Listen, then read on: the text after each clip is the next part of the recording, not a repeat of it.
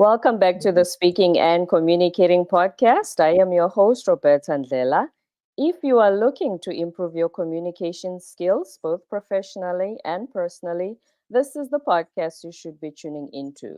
Communication and soft skills are crucial for your career growth and leadership development. And by the end of this episode, please log on to Apple and Spotify and leave us a rating and a review. My guest today that we'll be communicating with is Julian Chapman.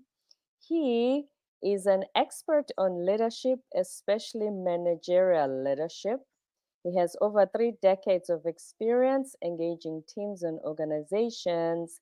And his best-selling book, The Managerial Leadership Journey, an unconventional business pursuit, will be part of our discussion today. Julian has been added to the impressive roster of Marquis Who's Who, a notable register of leader biographies. So he's a perfect fit for the show and for the leadership topic. And before I go any further, please help me welcome him to the show. Hi, Julian. Hi, Roberta. It's great to be here. Thanks for having me. My absolute pleasure. Thanks for accepting the invitation to be here. Before we talk about all your credentials, your illustrious career, please tell us a little bit about yourself. Well, I guess first and foremost, I'm a Canadian, so I apologize a lot. That's the nature of Canadian communications, at any rate. I grew up on a farm, and then at a certain point in time, decided, hey, I'm going to try this thing in the military. So I joined the Canadian military. And served in the Canadian Army for 34 years, I guess, and eventually, starting off as a private soldier, and then eventually retired as a Brigadier-General.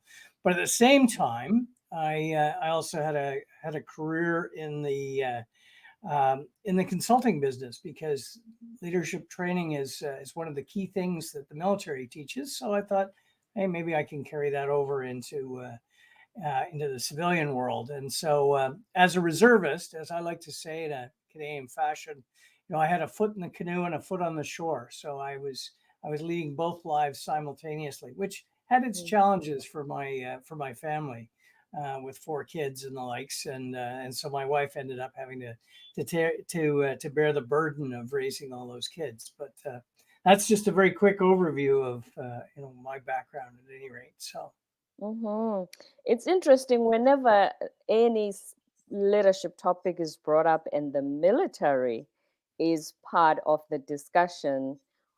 Us who've never been in the military, we always have this, I think, misconstrued idea that the military is all about the leader tells you what to do. When you don't answer, you don't say a word, you just do it and say, yes, sir. And yet, when we see how leadership, the direction it's going right now, it almost seems like a contradiction. It's interesting. Yeah, I suppose the media, and particularly film and television, have created this sort of imagery for people around what the military is all about. Most of the constructs in management actually come from the military. The notion of empowerment is actually something that came out of the military. The idea that you empower the lowest levels and you provide them with an insight as to what they need to do as part of the plan, but letting them get on with doing it. And so it isn't about just do as I say and not as I do sort of thing. Although there are lots of bad apples that can live that sort of lifestyle, but it's very much about how do you engage your people and engage them in the mission that is at hand. So it isn't just about people being yelled at and being marched around and things like that. What you want the thinking soldier. You want the soldier that's going to think and be able to interact with their environment and understand what needs to be done, which means that actually the emphasis is on the leader to actually provide that sort of insight as to what is the context within the work, what is it that we need to deliver, and then what are the tools and resources that I have to deliver that with. So it puts the emphasis back on the leaders rather than the soldiers being just follow the orders and don't say anything. And I think back to my point about empowerment, I think one of the big lessons is that when we don't enable people to speak up and say what they see and give their perspective, then we've lost the battle, so to speak. If it is just mindlessly following along, following orders, as so often is the term, that doesn't help anyone in the long run. And in fact, so many of the bad things that happen in our society today are as a result of that, of not Mm. engaging with people and communicating with them and getting them engaged in the nature of the work and speaking up. So And what you're saying makes perfect sense. And the reason is if you think of a war zone, you have to empower your soldiers to be able to and make them realize that you trust them to make decisions because you're not going to be there with them as the leader. So it, as you say, the movies portray a very different idea, but for it to the battle to be won, you have to empower your soldiers to make decisions, for to trust that they will use critical thinking, they will act on the spot. I don't know if you've recently heard of the term VUCA. yes.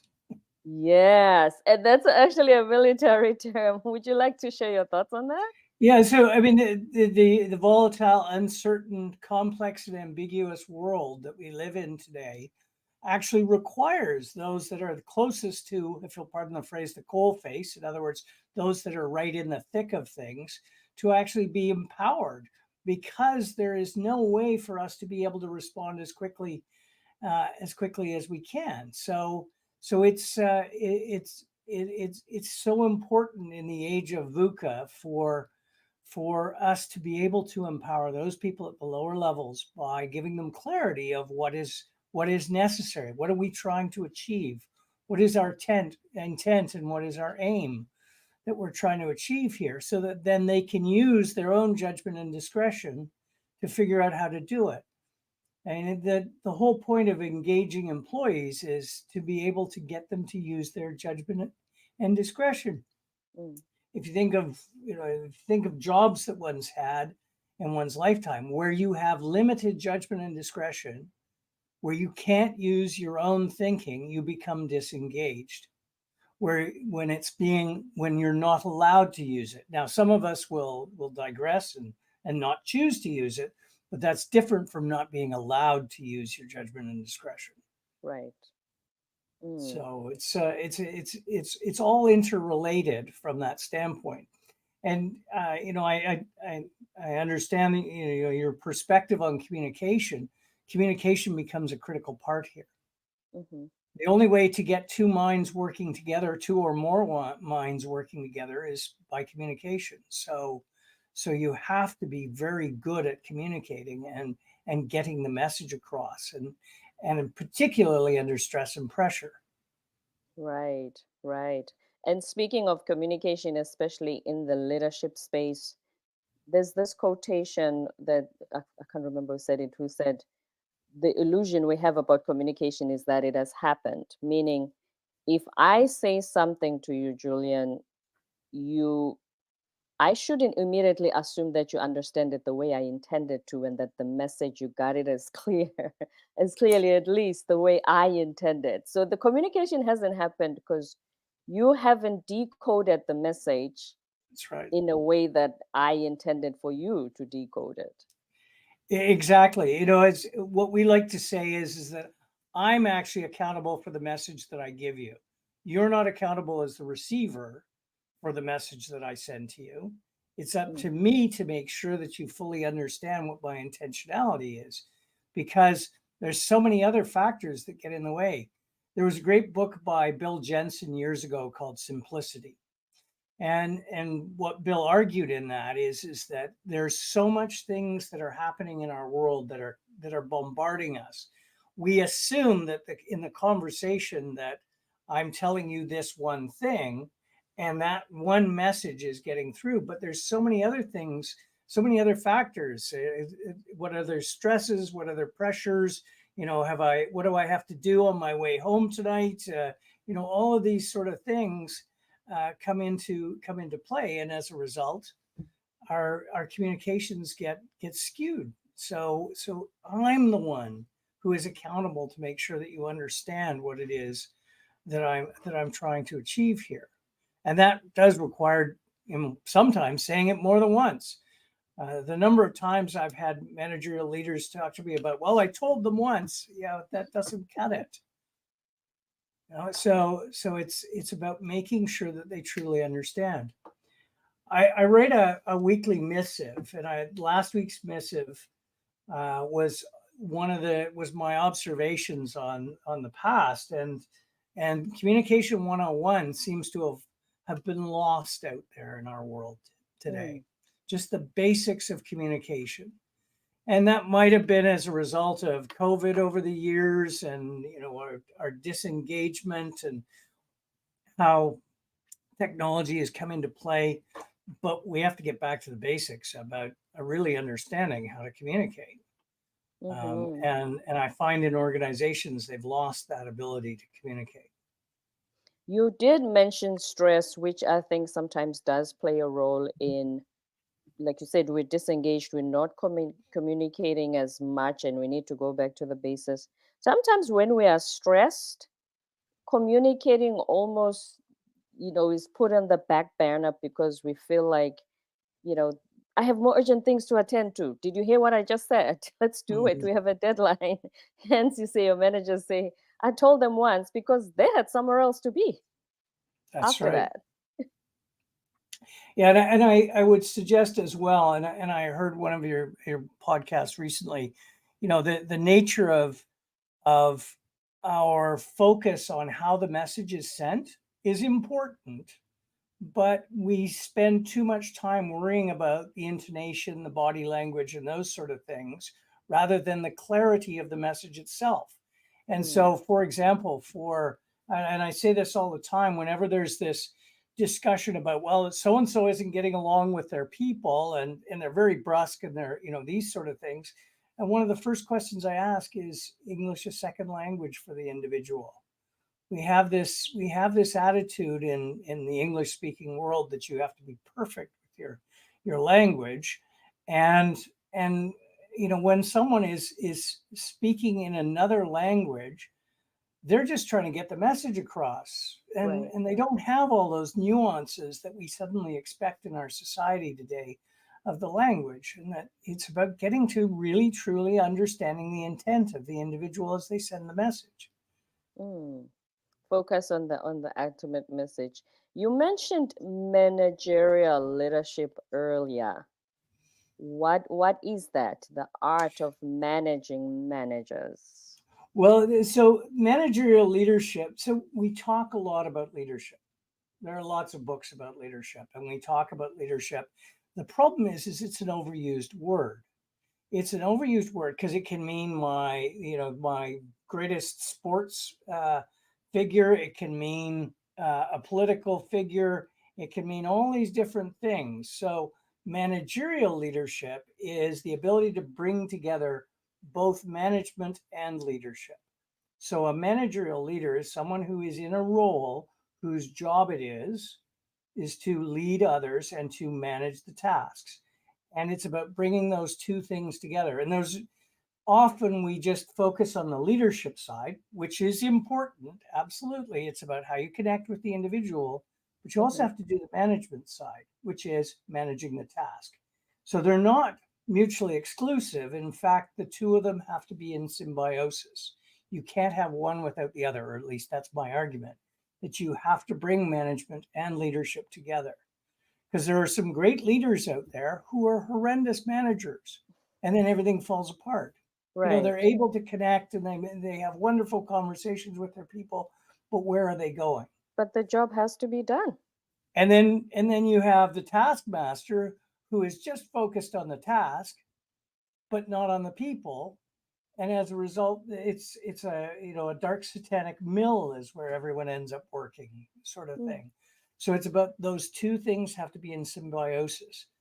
And the point around managers of managers, as I argue in my book, is that it's critical for managers of managers, or leaders of leaders, however you want to say it, but those individuals who actually lead other managers to get into the game. My argument is that managerial leadership is a profession unto itself. Mm. It's a profession unto itself. It is the most common profession in every organization in the world. It's Managerial leadership. interesting you make those distinctions because a lot of the time when we speak to executive leadership coaches, they either coaching the C-suite or those who lead and have managers reporting to them. And managers are usually portrayed in a you just the supervisor who makes sure people do their jobs, the tasks, right? And it almost seems like managers are kind of neglected from all the training and leadership coaching and all the leadership aspects we talk about. They focus on the higher levels of the company hierarchy. Is that what's still happening? Well, I think there is an element to that. One of the things that happens the further up you go, the more you have to rely on your management skills in order to organize the business, Mm, because you can't influence that many people directly. And sometimes CEOs love to influence people directly. So they stand up and they have their town hall meeting and they have all the employees together and they say, this is where we're going. mhm, And all the employees hear it all the way through the organization. And that's them trying to influence the organization. The problem is, by doing that, they've cut out all the levels of management who will in turn then describe and relate where the organization is going to the individuals. So I used an example in my book of a CEO who talked about, I want to make the branches sing in this financial institution. right. Great town hall, everybody's there. I want the branches to sing. And so rather jokingly, the question then became, okay, so here we are in the branch. When are we bringing in the pianos? Are we having singing lessons? What does that mean? What does it mean to say the branches are going to sing? And if the managers hear that at the same time as the employees, then you're not going to be able to connect them to the strategy.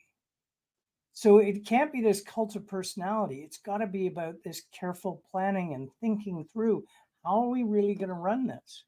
I mean, the Mhm. personality is great. Don't get me wrong. It's critical. I'm not saying one or the other, but I'm saying that two have to be in symbiosis. The two have to be together. It's the yin and the yang of managerial leadership, that the two come together. Yes, that's very true. As you said, just that example alone shows that there's got to be a more practical way of trickling down the information, the communication. So if you want to have the outcome you want, the singing, Right. whatever that was. Right, right. So your book, which you've mentioned, The Managerial Leadership Journey, an unconventional business pursuit. Why did you title it as unconventional? Well, for a Canadian, it's very rare that a Canadian has spent a certain amount of time in the military and then goes and gets into business. Mm, It's either one or t'other. So my approach is rather unconventional. Although what I would say is that it's not flavor of the month. It's about what are the good, solid things that leaders have to be able to do and managers have to be able to do.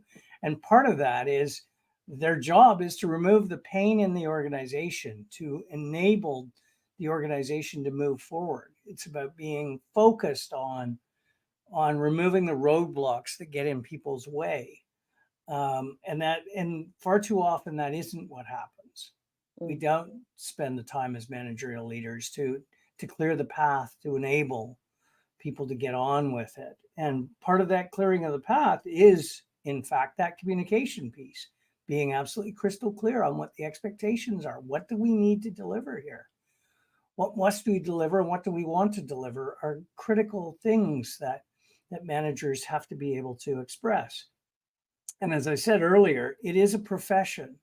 We don't take it as seriously as we take, for example, if we're an accountant or a marketeer, we're a I don't know, an Doctor, engineer, a lawyer. doctor, or whatever. That, Mm, but the common thread throughout organizations is this managerial leadership function. And we don't see it as that. We see it as, I'll do that managerial leadership stuff on the side of my desk.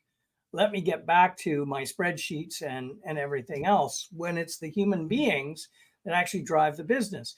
Until we have replaced our human being resources with robots, we have to be able to engage with people and lead people.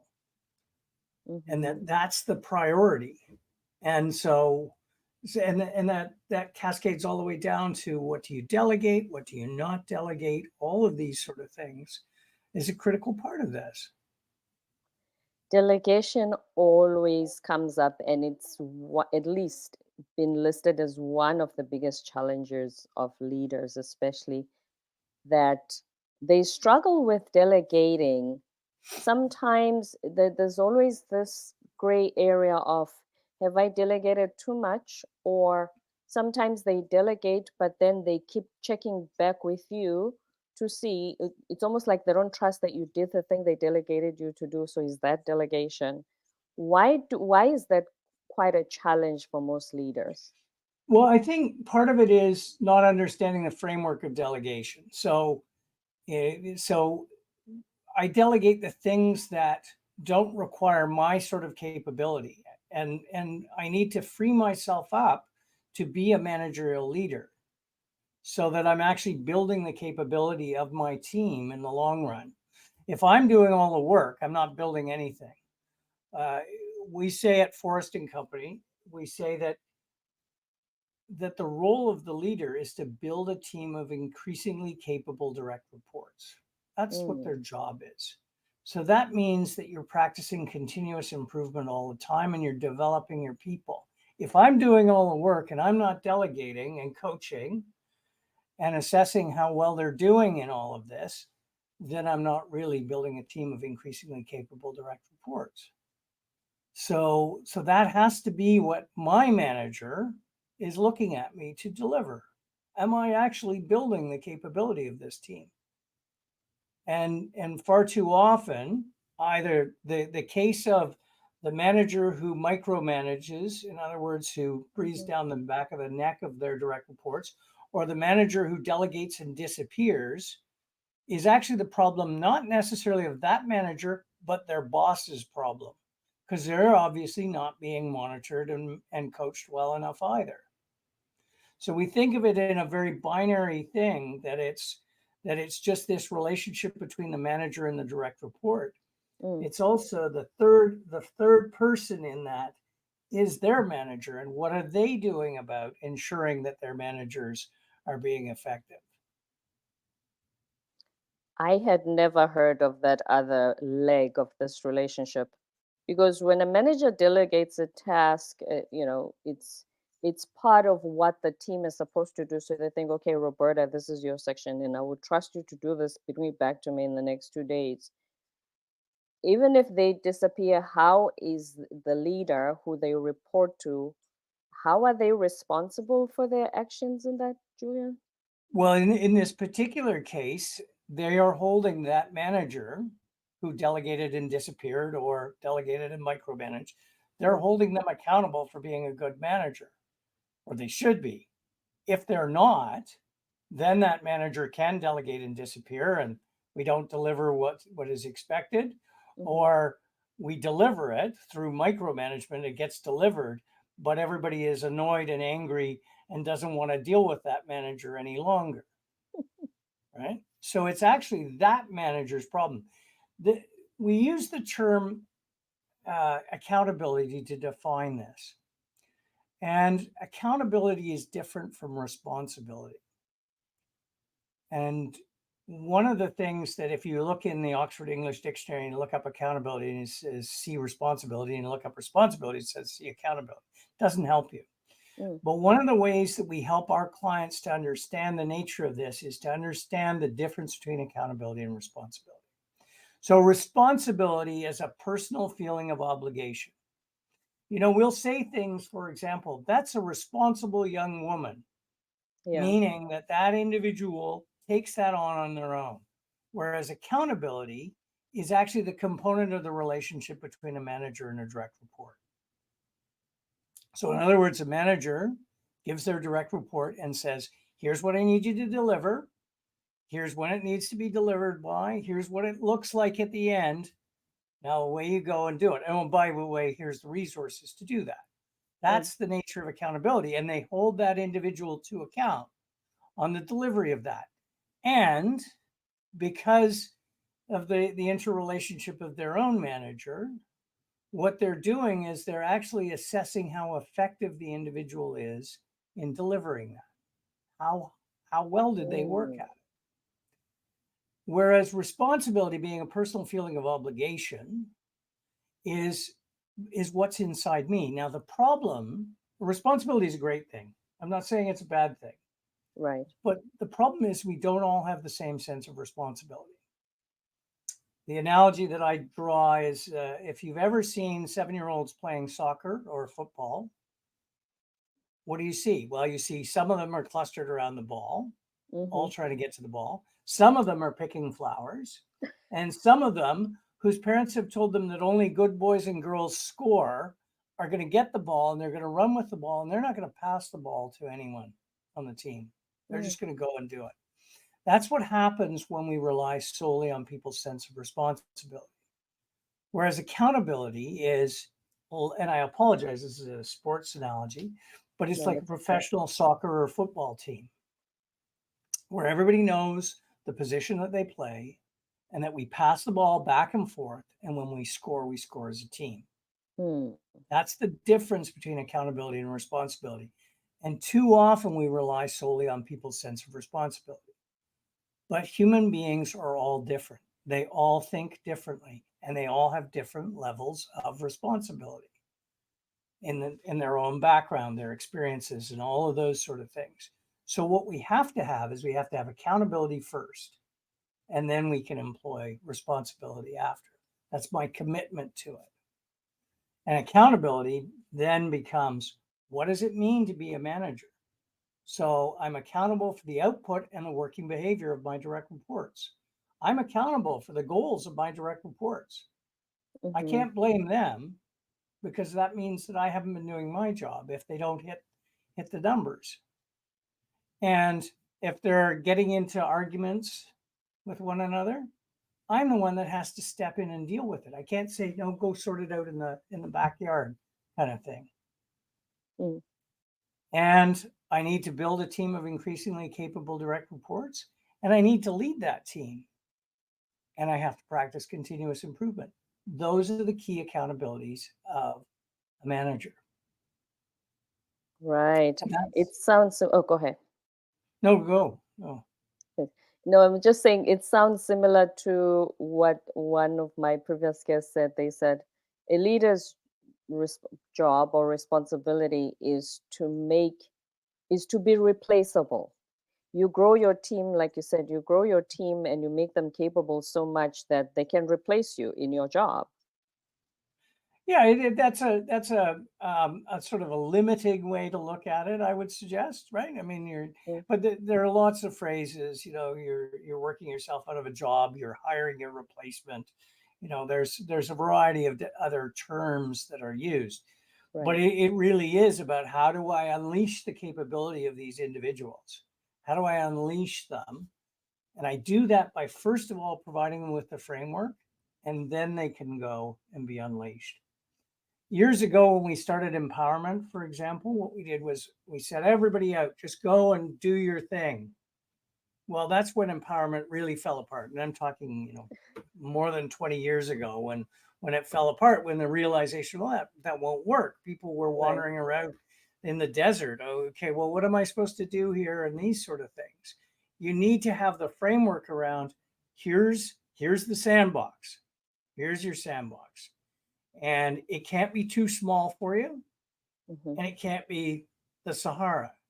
It has to be just right. And here's how you maneuver in that sandbox. Here's all the tools, the toys, for example, whatever. But we have to provide people with that sandbox and then let them get on with it and use their judgment and discretion and just be engaged. Right. And then in your book, you say that a great place to work is not just possible, it's in your hands. If you just started in the company and you found there's already 500 people, is it really in your hands?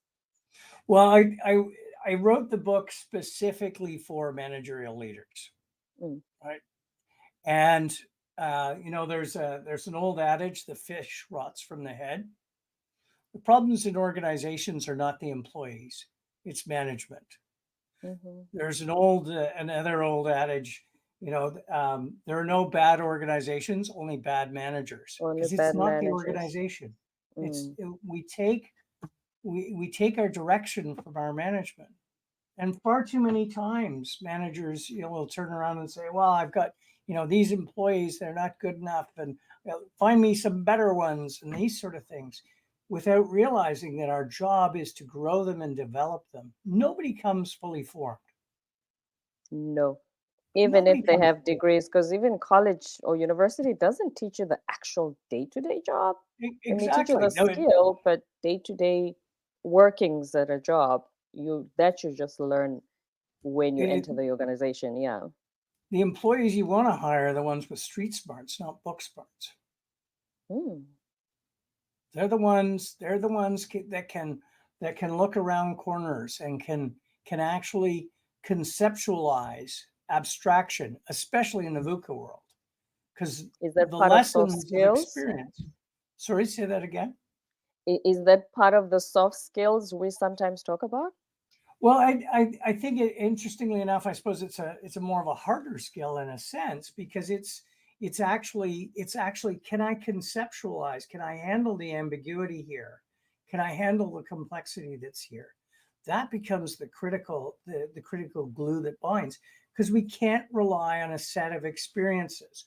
COVID taught us that unless Mm. you were around for the Spanish flu in 1919, you didn't have experience around this COVID. sort of thing, right? So you Mm. have to be able to think through it. And our world is changing so rapidly with the advent of artificial intelligence, and which has been with us for decades, but now it's a heightened thing. It's the in thing to talk about. Mm. So with all of these things, we have to be able to think through these things. So that's why I say street smarts are better than book smarts, Right. because the book smarts come back from an experience that may have no relationship whatsoever. Hmm. And the some leaders would say the street smarts, I can teach the technical skill, the job, Right. but I know that because they're street smart, they'll be able to handle whatever happens here in the organization. Exactly. Exactly. But we go to the lowest common denominator, which is what's on the resume, what's on the skills and experience, what's on the check marks of the skills that they've had, because that reduces the risk when we're hiring. Mm. But when we're hiring, we need to be hiring for that je ne sais quoi, that thing that is just that where someone can make that connection. And the best way to do that is ask them about how they've dealt with ambiguous situations, circumstances. Can Hmm. they think through the problem, or do they have to just rely on their skills and knowledge? And So with the VUCA world, that changes constantly. exactly, exactly. It's changing daily. It's changing by the minute. Mm. I mean, I'm an old dinosaur as far as those things are concerned, and artificial intelligence is just one of those many things. Right. So that would be my argument from that standpoint. Now, and I did talk about the nature of the accountability of every employee. So from a communications, or of every manager, from a communications standpoint, one of the things that we say that every employee should be accountable for is to give their manager their best advice. Their best advice. So the idea behind best advice is, from where I sit, here's what I recommend we should do. Now, when you make that an accountability, what that means is the managers have to get good at asking for best advice. They have to get focused on providing their best advice and getting that out of the employees. Now, some of us are being more uncomfortable giving our best advice, but if you build a culture of best advice, which is in essence communication, then what you do is you create an engaged workforce. That's where the workplace, the ideal workplace, is available to us, is if we create a culture of best advice where we're listening to the best advice. And it doesn't mean I have to take it, but if I don't, I better be able to tell you why not, because it may be that my idea is just, is kind of out of whack, and my manager needs to tell me, well, that's not going to work. This is why. But if you create a culture of best advice, you create a truly engaged workforce, because it means my opinion counts. Right. This is And the first time. Oh, sorry, go ahead. No. No, I was just saying, sorry, Julian, for interrupting. This is the first time in all the episodes we did on engagement that it's described as best advice, and that's a very different perspective. Because we usually, because it's another word, like you said, that gets thrown around a lot, and sometimes I think we're not really sure exactly what it means and what it looks like.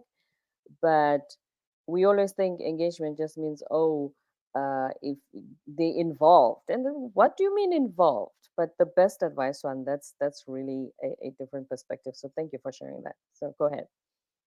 Well, it's not, I'm just going to say, no, we shouldn't do this. I actually have to give you my best advice.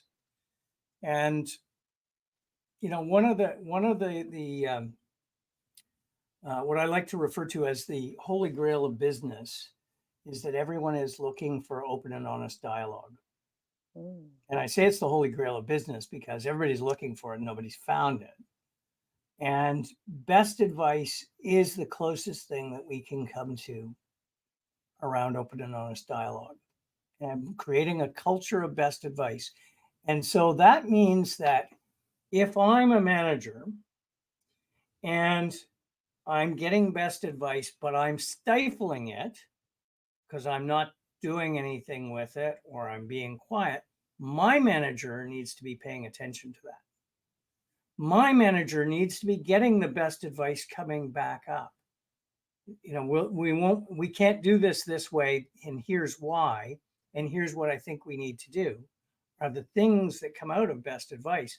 But our managers, the managers of managers, have to be pulling that best advice from the bottom of the organization up.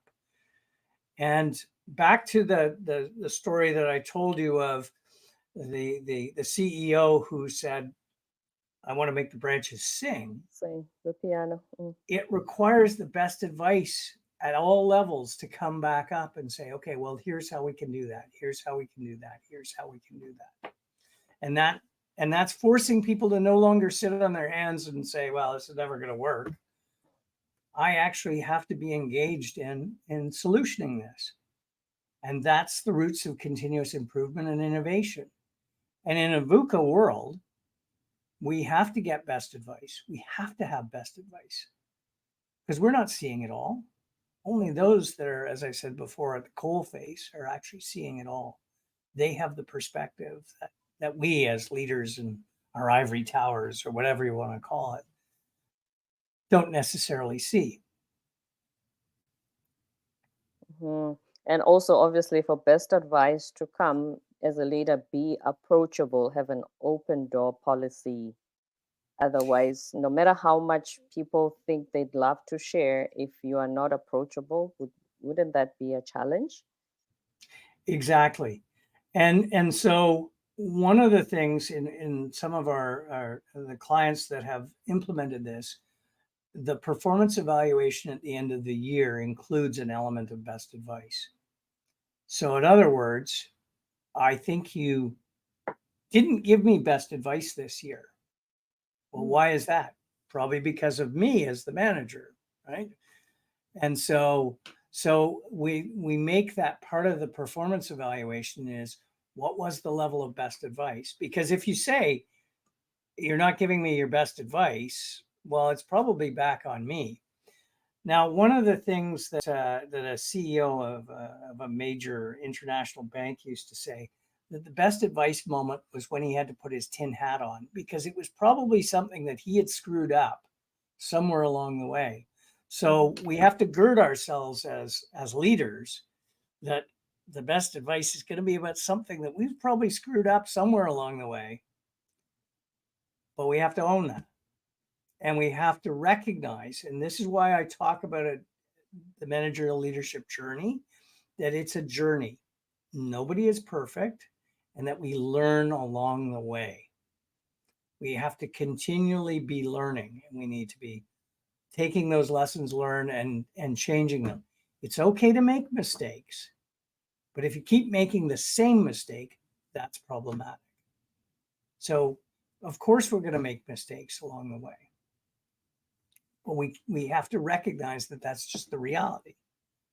And often that's one of the reasons where best advice can get stifled, is because it feels like it's coming as an attack to me. And so I behave in such a way that then frightens anyone from giving their best advice.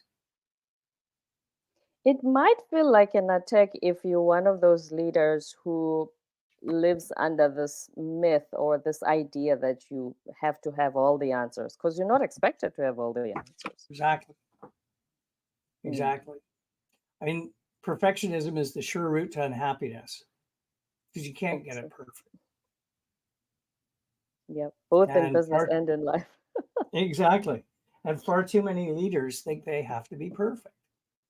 But it is a journey that I learn along the way. Mhm. And then, Julian, any last words of wisdom from your book, The Managerial Leadership Journey? Well, I mean, I just come back to the point around the connecting of management and leadership, and that it is about being able to do both of those things. So being able to provide clarity of the task, but then leading in such a way. And I refer to the current age, the post-COVID age, if we can say there's such a thing as a post-COVID age, I don't know, but as the age of enlightened leadership, where I have to be authentic, I have to be servant, and I have to be transformational. And that's the key to the leadership side. The key to the management side is providing context, clarity of work, and clarity of resources. So that's the two sides as they come together. And the most important, as you're well aware, Roberta, is the nature of communications. Mm-hmm. It's the only way to get two brains or more working on the same thing.